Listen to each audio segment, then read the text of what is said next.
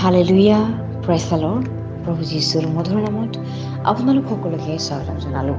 আশা কৰোঁ আপোনালোক সকলোৱে ভালে আছে। প্ৰভু চাকিসকল, সদায় দিন ঈশ্বৰে যেনেকৈ আমাক সুন্দৰ সুন্দৰ দিনবিলাক দিছে, আজিও এটা সুন্দৰ দিন দিলে আৰু আজিৰ দিনটোৰ আৰম্ভণিতে আমি ঈশ্বৰৰ বাক্য চাওঁ যাতে শুভ মংগল হয়। তাৰ কাৰণে ঈশ্বৰৰ বাক্য আজি আমি লৈছোঁ গীতমালা 18 অধ্যায়ৰ 25 পদ।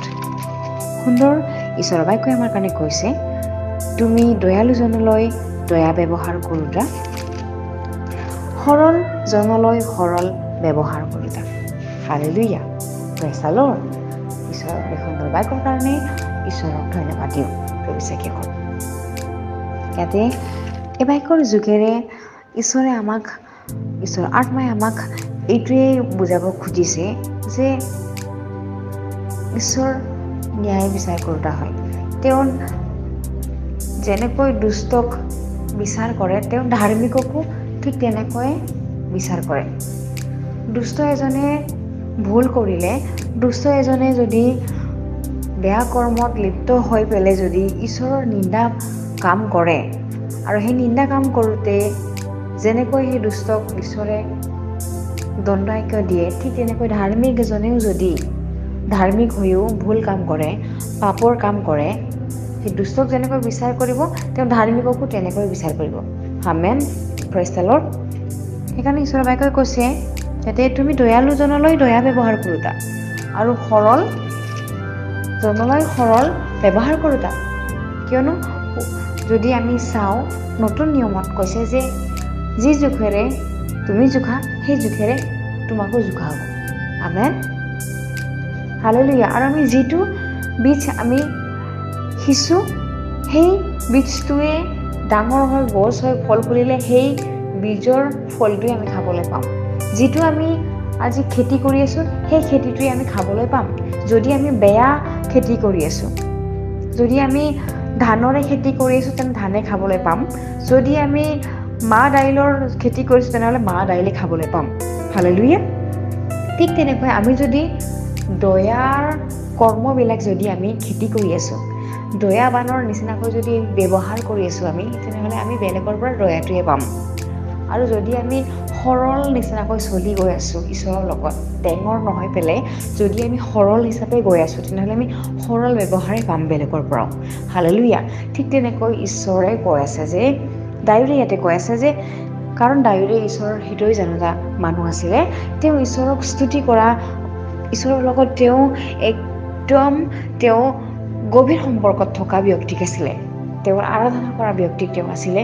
সেইকাৰণে তেওঁ ঈশ্বৰৰ হৃদয়টো জানিছিলে। সেইকাৰণে তেওঁ কৈ আছে যে তুমি দয়ালুজনলৈ দয়া ব্যৱহাৰ কৰোঁতা, কাৰণ ঈশ্বৰে দয়া কৰাবিলাকক দয়া নিচিনাই তেওঁ চায় আৰু সৰলবিলাকক তেওঁ সৰল নিচিনাই চায়। হালেলুয়া। আজি মই যদি এজন ব্যক্তিক বেয়া ব্যৱহাৰ কৰোঁ, তেনেহ'লে কাইলৈ মই সেই ব্যক্তিজনৰ পৰা বেয়া ব্যৱহাৰে পাম। আমেন।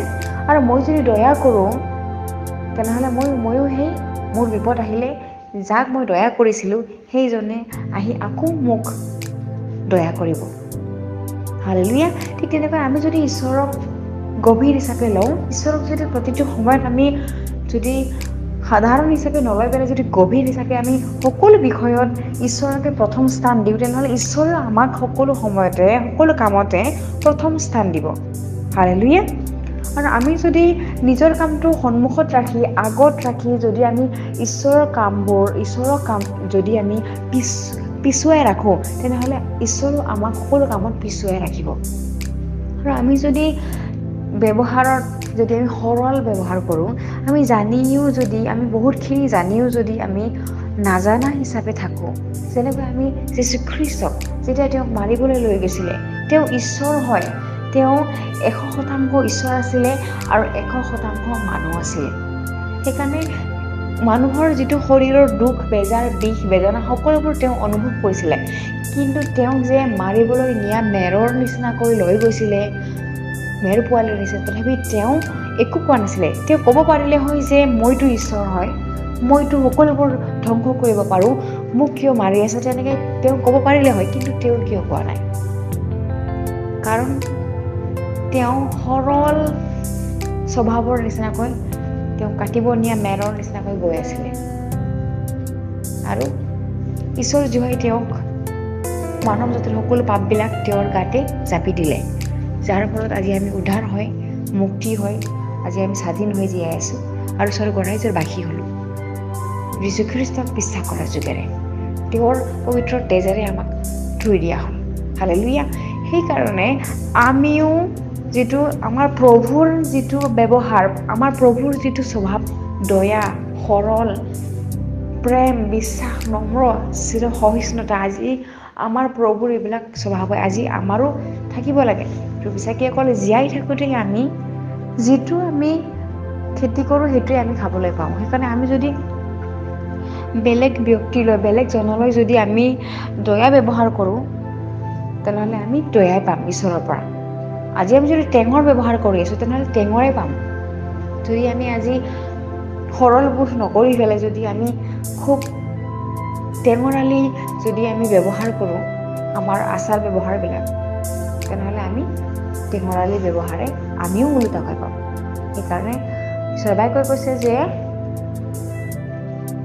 নতুন নিয়মত যে তুমি যেনেকৈ ব্যৱহাৰ কৰিলে তুমি ভাল পোৱা, ঠিক তেনেকৈ বেলেগকো তুমি তেনেকৈ ব্যৱহাৰ কৰা। সেইকাৰণে ঈশ্বৰেও জানে টেঙৰবিলাকক টেঙৰ নিচিনাই ঈশ্বৰে তেওঁবিলাকক দিব আৰু সৰলবিলাকক সৰলকৈ দিব, সৰল নিচিনাকৈ তেওঁ চাব আৰু দয়ালুবিলাকক তেওঁ দয়া কৰিব।